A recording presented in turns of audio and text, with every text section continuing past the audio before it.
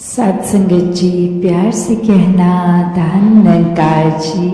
हम सभी ने महापुरुषों की वाणी को श्रवण किया और भाव मन के हर एक के यही संदेश देते हुए कि इंसान का जीवन मिला है तो वाकई ही इंसान बनना है। ये मनोर्भव का भाव, वासुदेव कुटुंबकम का भाव कि पूरा संसार एक परिवार है और जब हम वाक्य में ही मनुष्य हैं तो मनुष्य बनने का प्रमाण फिर ये सिर्फ शरीर ही नहीं है, ये आकार शक्ल, ये चाहे मनुष्य की हो, जो वाक्य में हमको मनुष्य बनाता है वो ये मानवीय गुण, ये दैवीय गुण है जो सिर्फ एक पक्की तरह, एक पूर्णता से एक स्वाभाविक रूप अपना तभी ले पाते हैं जब इस निराकार, इस परमात्मा, इस परमेश्वर, जो भी नाम से हम इसको बुलाना चाहें, इसको वाकई में इस भगवान के दर्शन करें जो ये निराकार हर जगह है। इसके दर्शन करके ब्रह्म ज्ञान द्वारा जब अपने जीवन में फिर इसका एहसास हर समय करते हुए भक्ति करी जाती है, हर पल में, हर कार्य में इसको शामिल करके हर पल में, तो वाकई ही ये प्रेम का रिश्ता बनता है, ये प्रेमा भक्ति की शुरुआत होती है। कैसे फिर इस जीवन में ये रोशनी जो सत्य है ये एक हमेशा रहने वाली, क्योंकि ब्रह्म ज्ञान हमेशा के लिए है, परमात्मा ये निराकार हमेशा ही है, उपस्थित है, हमेशा ही रहेगा। तो कैसे इसको एक इंसान जीते जी ही देख सकता है। और ये सिर्फ वो बात नहीं कि एक बारी ही देखा जाए, ये तो फिर एक बारी पहले जैसे ही ब्रह्म ज्ञान मिलता है तो ताउम्र हर पल के लिए देखा जा सकता है। जैसे अक्सर हम सुनते हैं कि जब आँख खुले तब सवेरा, तो वो बात होती है कि जब भी हम कोई अपने रास्ते से भटक रहे हों, जैसे ही एक समझ आ जाती है, एक सोझी आ जाती है, ये चेतनता, ये विवेक इशारा करता है कि हम जो कर रहे हैं ठीक नहीं है, तो उसी समय सुधार का काम हो सकता है।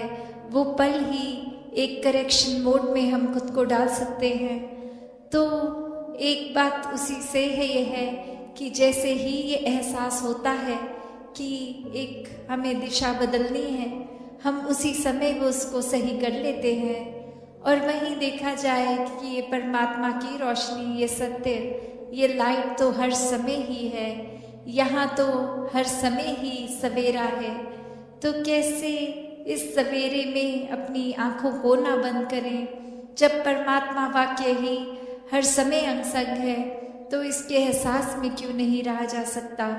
एक इससे आंखें बंद करके अपने दुनियावी माया रूपी कार्यों में इतने व्यस्त होके कि इसी का ही फिर एहसास खो दें, एक ध्यान ही इस परमात्मा से हट जाए और संसारिक वस्तुओं से, लोगों से इतना जुड़ जाए, तो फिर बात वही होती है कि एक रोशनी तो पूरी है पर आँख हमारी ही बंद है तो हमें रोशनी वो नज़र नहीं आएगी। तो यही परमात्मा हर समय अंगसंग है, जितना ज़्यादा इसका एहसास करें उतना ही एक जीवन भी वाकई ही रोशनीमय, एक सही रास्ते पे जिया जा सकता है।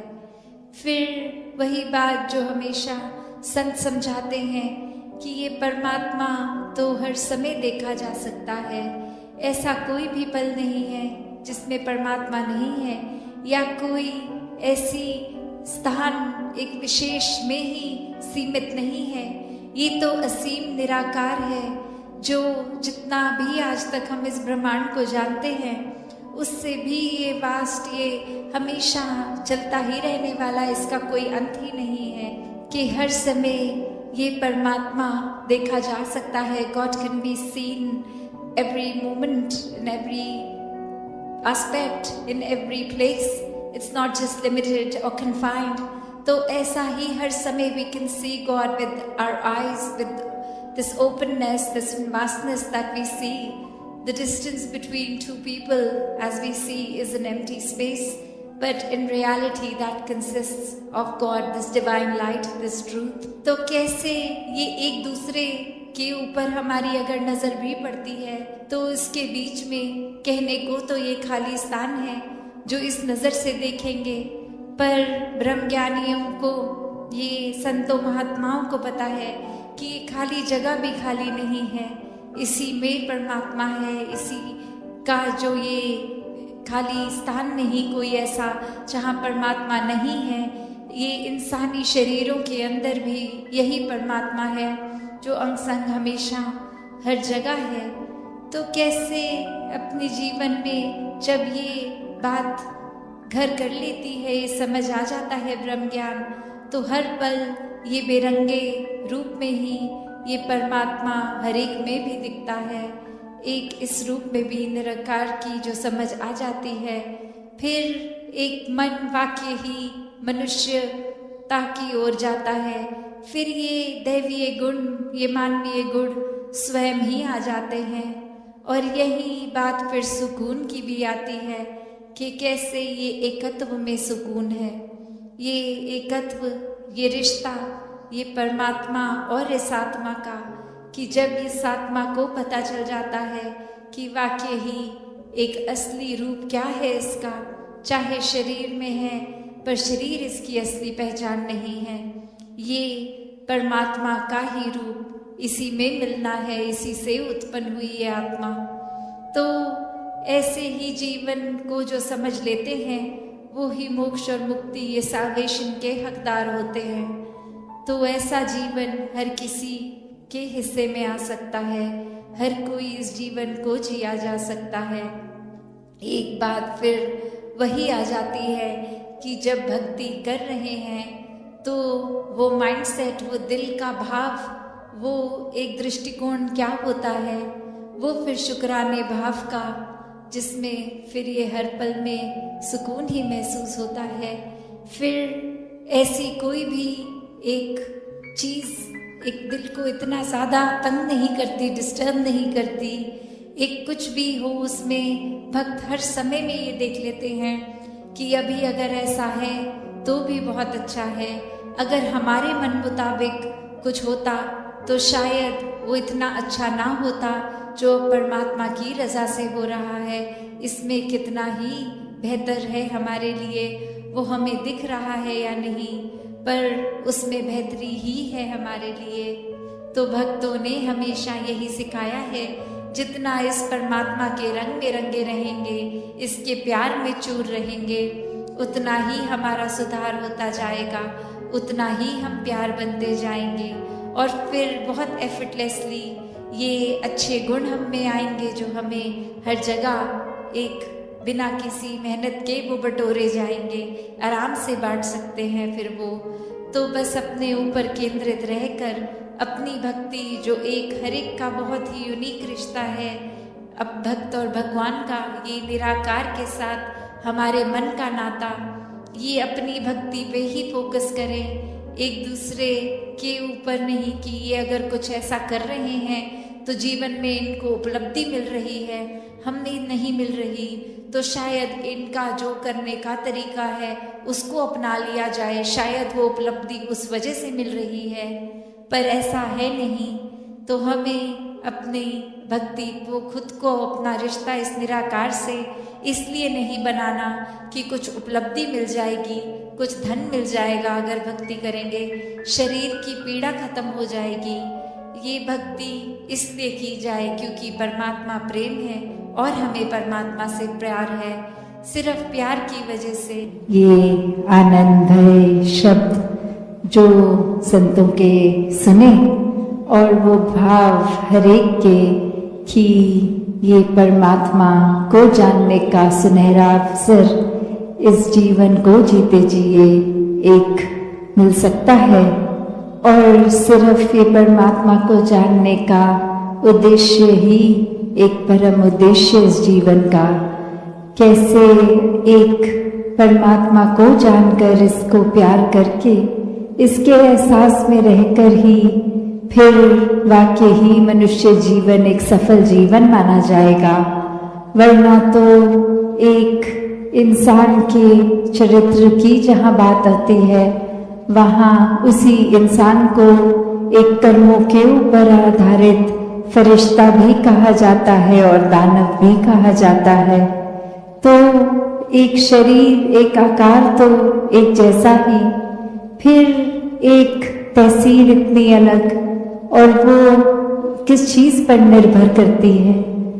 तो युगों युगों से ही संतों ने संतमति दी है, ये समझाया है कि जो जीते जी इस परमात्मा को प्राप्त कर गए, इस परमात्मा के रंग में रंग गए, वो फिर एक वाकई ही इंसान है, वो वाकई ही फरिश्ते हैं, और एक दिखावा मात्र नहीं जीवन में फिर उनके सिर्फ दिल से एक दया, काइंडनेस, एक मन इतना विशाल कि हर एक को अपनाता चला जा रहा है।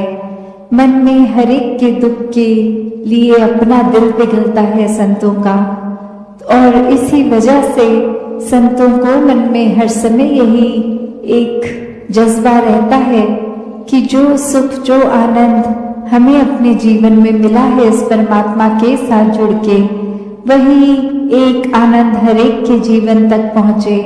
हर किसी के जीवन में यही रूहानियत आ जाए, और रूहानियत आते ही ये इंसान ही बन जाता है, एक मुकम्मल इंसान, पूरी तरह से फिर एक वही भाव कि ये ब्रह्म ज्ञान द्वारा जीवन जहाँ हमारा इतना महक उठा है, ये हर समय रहने वाली खुशबू, और वही हर एक को मिलती चली जाए।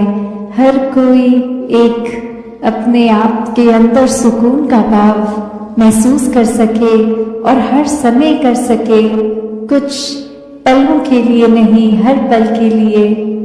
तो जब भी संतों की बात आती है, संत तो यही समझाते हैं कि ये परमात्मा को प्राप्त कर लो, ये हर पल में मौजूद है, हर जगह मौजूद है।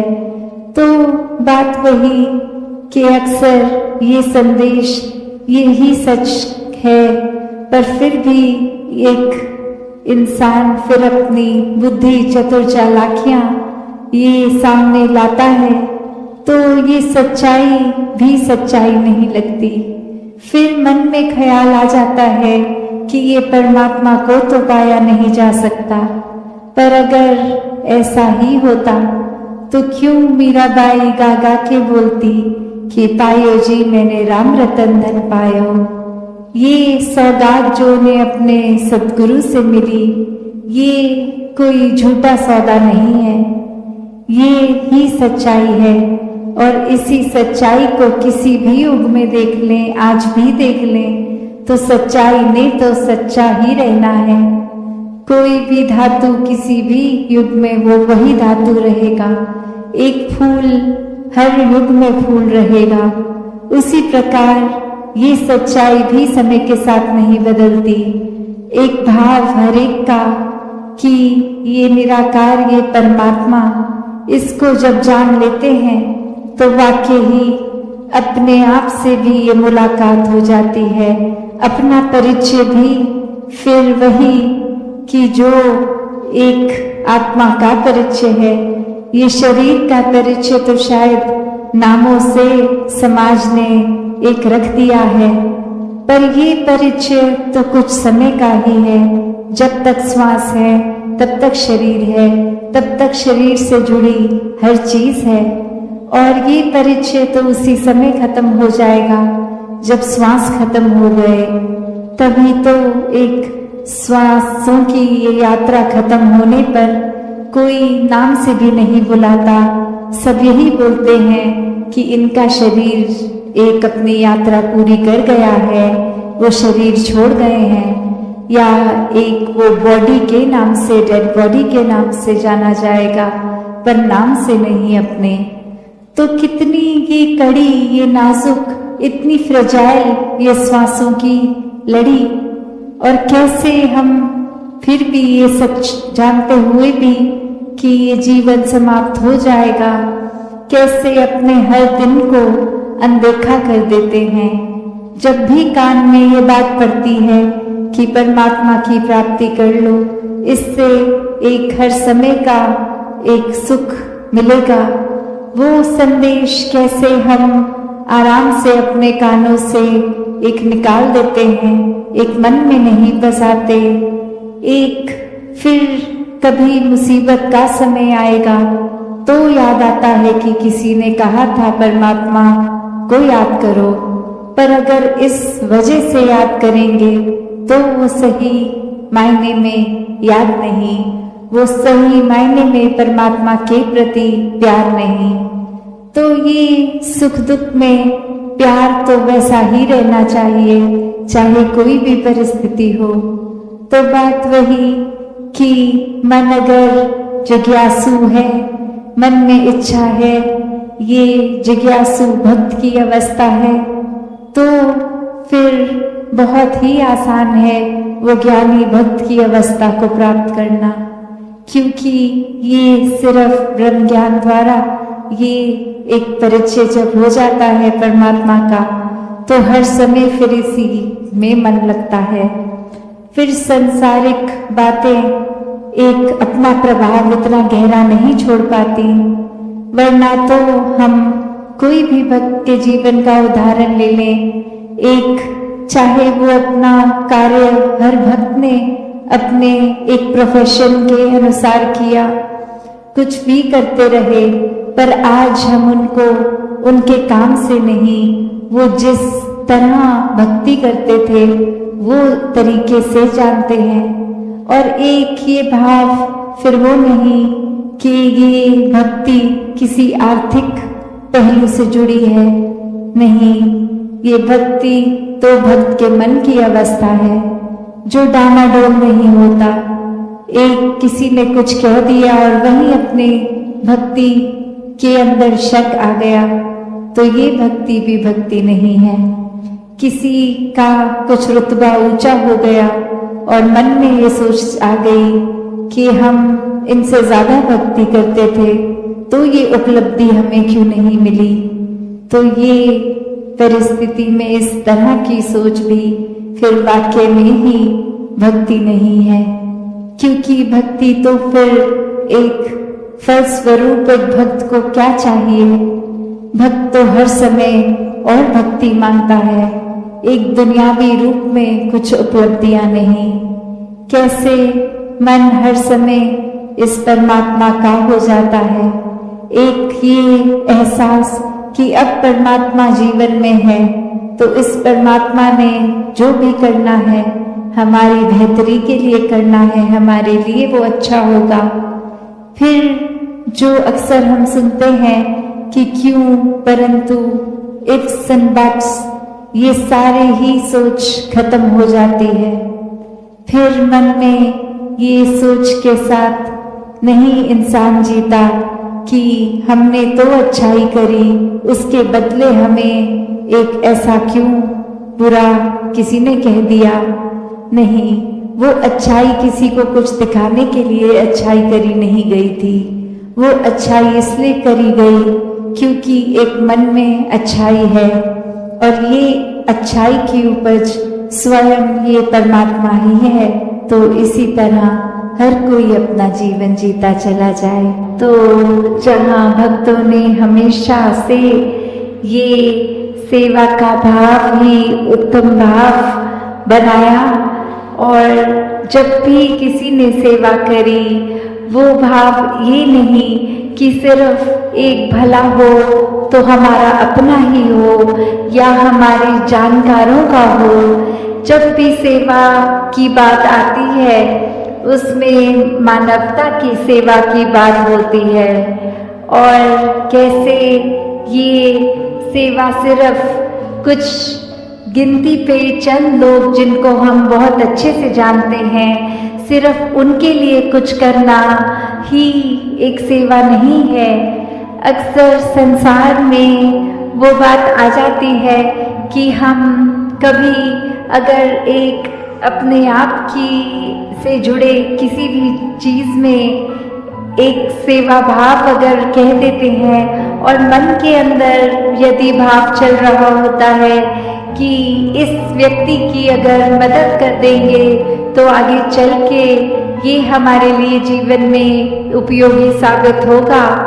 और दुनिया में कैसे ये खुदगर्जी के भाव को भी सेवा का भाव बताया गया है। और संत ही युगों से ये समझाते हैं कि सेवा का असली भाव तो वो भाई कन्हैया वाली भावना का भाव है कि जब सेवा करी तो अपने पराये कोई नहीं देखे, वो एक समान दिल से हर एक में इस निराकार को देखते हुए हर जन की सेवा गई। हर किसी को वो जब इतिहास में उन्होंने पानी पिलाने वाली बात, दवाई लगाने वाली बात कि कौन अपने कौन पराए, इससे फर्क नहीं पड़ता क्योंकि सभी अपने हैं, कोई पराया नहीं। कैसे जीवन में सभी ने जब जब भी एक भाव मन में रखे कि कैसे सत्संग निराकार एक ये जो कड़ी है कि मन में निराकार का वास रखना है और सत्संग आने का भी भाव वही कि निराकार से और गहराई से ब्रह्म ज्ञान को समझना।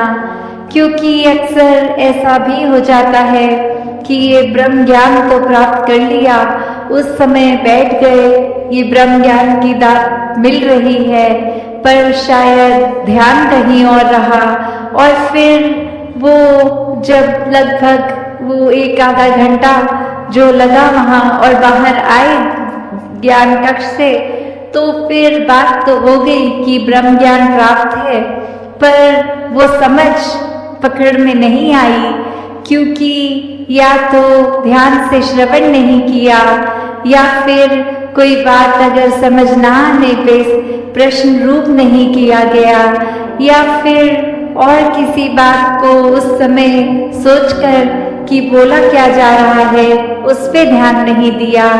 और फिर एक बात ये हो गई कि हमने ब्रह्म ज्ञान को प्राप्त कर लिया है और फिर जीवन में आगे क्या होता है, तब जब अपने बेसिक कॉन्सेप्ट ही नहीं क्लियर तो आगे तो फिर एक कंफ्यूजन ही है।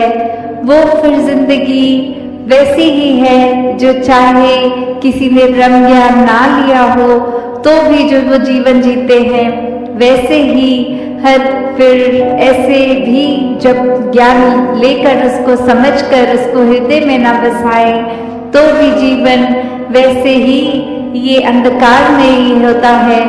तो बात वही कि ब्रह्म ज्ञान भी जब ले रहे हों तो कैसे वो उसकी समझ को पकड़ना है, एक मन में क्लैरिटी से ये ज्ञान बसे, उस ओर ही ये ध्यान हो। आगे अक्सर ये भी देखा गया है संसार में कि कोई अगर व्यक्ति जब मिशन से परिचित नहीं होते और वो एक आकर किसी व्यक्ति को देखे जो यहाँ संगत में बहुत महापुरुष अगर दुनियावी रूप में सक्सेसफुल होते हैं, एक माया रूप उनके प्रति निरंकार ने अगर ये धन दौलत अधिक दी होती है तो अक्सर कुछ इस तरह का भी प्रभाव ले लेते हैं कि इन्होंने अगर ब्रह्म ज्ञान लिया है तो ही इनके पास धन दौलत है, तो ही ये इनका परिवार कोई ज्यादा बीमार नहीं पड़ता। और ऐसे मन से फिर वो सत्संग की ओर आते हैं कि यदि हम भी ले लेंगे और वो प्राप्त हो जाए तो हमें भी धन दौलत मिलेगी, हमें भी एक बीमारी रहित शरीर मिलेगा। तो जब ऐसे भी आके एक ब्रह्म ज्ञान रूप में जुड़ते हैं तो ये सवाल उस समय उनका भी कि आप अगर ब्रह्म ज्ञान लेना चाहते हो तो उसके पीछे कोई वेस्टेड इंटरेस्ट नहीं, कोई एक भाव मन में इच्छा का अपनी नहीं। ब्रह्म ज्ञान लेने के लिए मन तभी जब वो एक जिज्ञासु मन हो, जब बात इस शरीर की हो ही ना, जब बात सिर्फ इस शरीर के अंदर बसी आत्मा और अंग हर जगह बसे इस परमात्मा की हो, कि जब इस आत्मा की तड़प कि अपने असली रूप इस निराकार में मिलना है, इसका पता करना है, तो वो भाव एक ब्रह्म ज्ञान के प्रति एक रुझाव होना, एक जिज्ञासा होना मुबारक है। क्योंकि ये भी देखा गया है कि अक्सर कुछ संगत करके कुछ एक नए अगर जुड़ते भी हैं, आगे वो कुछ समय बाकियों को प्रेरणा देते हैं कि हम कुछ समय से सत्संग जा रहे हैं, आप भी चलिए, और खुद अपने कुछ समय में ही वो सत्संग के प्रति लगन कम हो गई, और आगे जिनको कहा उनके प्रति वो उनका तो एक मन का लगाव इस निरंकार से हो गया। उन्होंने ब्रह्म ज्ञान भी लिया और उसको बसाया भी, उसके प्रति एक जीवन समर्पित भी किया। पर जिन्होंने उनको ब्रह्म ज्ञान की प्रेरणा दी वो ही सत्संग से दूर हो गए।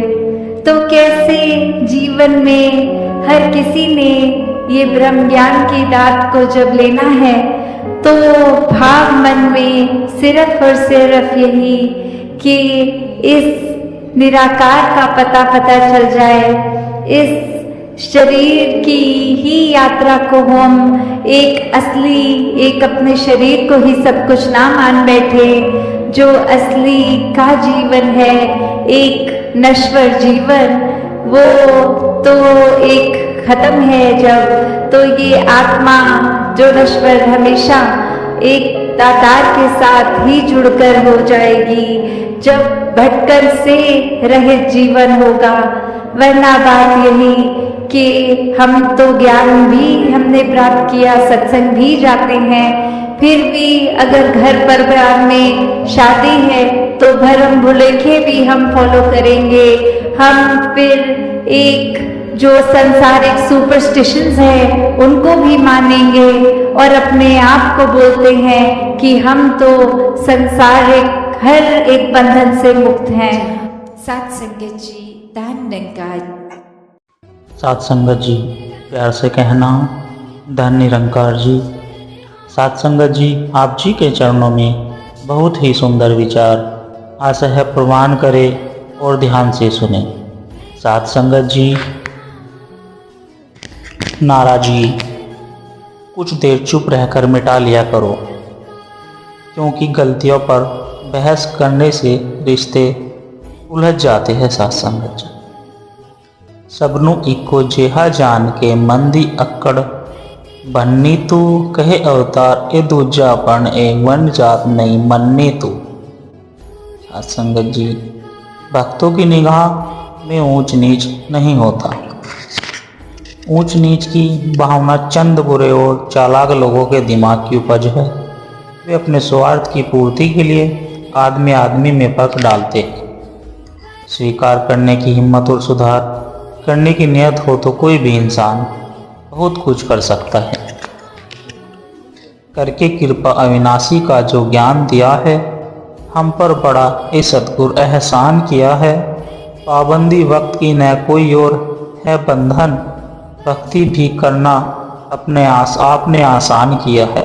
सुमरन भी ऐसा जैसे रब से बात हो रही है, खुद आत्मा सिमरन करने पर ध्यान किया है। तालियां हिलाई आपने हरि प्रकट हो गया, तड़पती मेरी रूह को आराम दिया है। अनजान है जो हमको बताते हैं रास्ते, मंजिल बता के आपने अंजाम दिया है। पाके दीदार रब का संतो सुखरू हुआ, जिस काम को जन्म मिला वो काम हुआ। सात संगत जी, जब सारी इच्छाएं मन में समाप्त हो जाती है तभी जीवन मुक्ति मिलती है। लेकिन मन को जितना इच्छाओं पर विजय प्राप्त करना बहुत कठिन है, लेकिन असंभव हरगिज नहीं। भक्त को मान सम्मान यश और कीर्ति की कोई भी लालसा नहीं होती। सत्य सम्राट सतगुरु बाबा हरदेव सिंह जी महाराज फरमाते हैं, जब सारी इच्छाएं मन में समाप्त हो जाती है तभी जीवन मुक्ति मिलती है, लेकिन मन को जितना इच्छाओं पर विजय प्राप्त करना बहुत कठिन है, लेकिन असंभव हरगिज नहीं। साथ संगत जी, हमेशा सच्ची बात करना चाहिए। सच बात करने से चाहे कुछ लोग हमें पसंद भी ना करेंगे और हमसे दूर रहेंगे, चाहे कुछ भी हो, सच हमेशा बोलना चाहिए। केवल भगवान को मानने वाले दुखी रहते हैं, लेकिन भगवान को मानने वाले सुखी हो जाते हैं। श्री अष्टवक्र गीता श्लोक 10 अध्याय 17। न जगता ही है और न सोता ही है, न ही आंखें खोलता या बंद करता है। हाँ, उस परम अवस्था में कोई मुक्त चेतना वाला विरला ही रहता है। साथ संगत जी,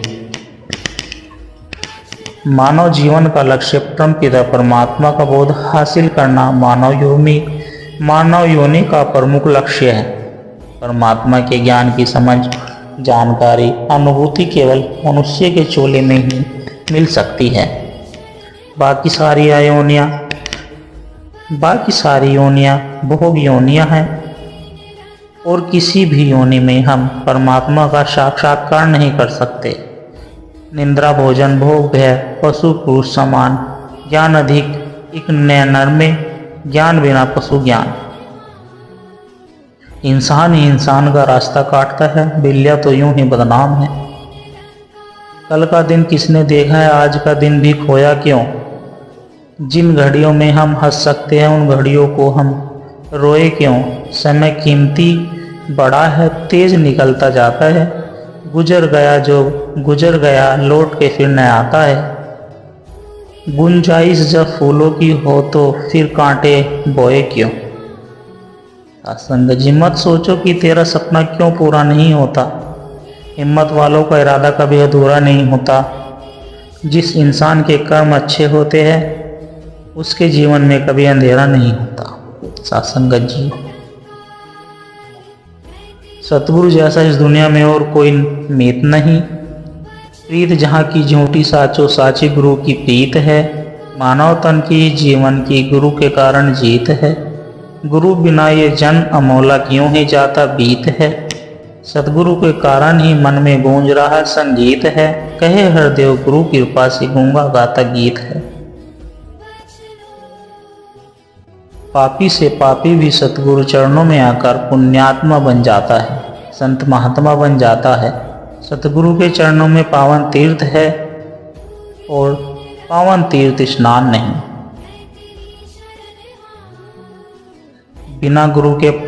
बिन गुरु के पशु है मानव, बन सकता इंसान नहीं। परमात्मा जिन पर अति प्रसन्न होते हैं, उन्हें अपने से मिलने की राह दिखाता है, और जिन पर अति प्रसन्न होता है, उन्हें अपने काम में लगाता है, अपनी सेवा प्रदान करता है। साथ संगत जी, मुस्कुराओ, क्योंकि दुनिया का हर आदमी खिले फूलों और खिले चेहरों को पसंद करता है। दरवाजा कहता है अतिथि का स्वागत करो, घड़ी कहती है काल के चक्र को पहचानो, खिड़कियाँ कहती है दूरदृष्टि और दुनिया का ज्ञान रखो, छत कहती है उच्च विचार और ऊंची आकांक्षा रखो, परंतु धरती कहती है पग केवल मुझ पर ही रहने दो। सासंगत जी, हर दुख की दवा है सिमरन, हर मुख से निकली दुआ है सिमरन। जो जोड़ दे इस प्रभु के साथ हमें, उसका एक जरिया है सिमरन। हर मुसीबत का हल है सिमरन, जो मिटा दे इस रूह की भूख प्यास को, एक ऐसी खुराक है सिमरन। संत जनों का मेला है, आत्मज्ञान का खेला है। मानव तू अकेला है, यहाँ माया का तो रेला है। जो सतगुरु का चेला है, उसका जीवन सजेला है। संगत जी, जो नीचा चलता पानी सागर भी समाता है। कहे अवतार नर्म का वाला जन ही प्रभु को पाया है। रोज दर्पण में अपना चेहरा देखते वक्त अपने चरित्र को भी देखने का प्रयत्न करें। साथ संगत जी, प्यार से कहना धन निरंकार जी।